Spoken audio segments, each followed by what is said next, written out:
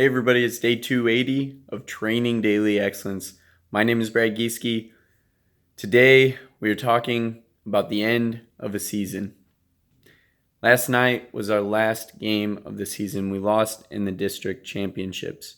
And although we had a good battle, the energy just in the end wasn't right going into that Wednesday training and then going into our game on Thursday. But the interesting thing about any loss is that it brings people together. Even though the loss itself seems like a destructive force, it brings people together. So it's actually a communal experience. It's something that draws us and connects us to people in a more special way than anything else. And you can recognize that in graduation parties where people are now moving on to the next stage in their life.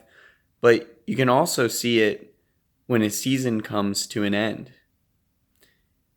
It's amazing the amount of emotion that goes into everything that you've done. But when you look back on the season, when you count up the individual actions that you've invested for each other, when you count up the challenging things you've done for each other, it makes sense because all of that comes back out and we get to see all of that again. And so the more you invest in and throughout the season, the more it means to you at the end. Now, if you don't put a lot into a specific process, then you don't get the payback or the reward of that powerful overcoming emotion when it all comes to an end, either with a final victory or a final loss.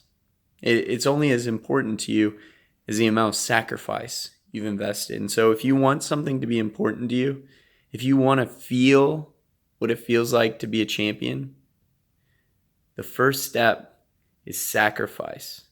Sacrifice again, sacrifice more. If you sacrifice more than the guy across from you or the girl across from you on the other side of the field, then no matter what the result of that game is, you're going to be the one that wins out, that gets all of that back as a reward, which may be only a few moments, maybe fleeting moments where you come together at the end of a season and recognize the beauty of what has transpired.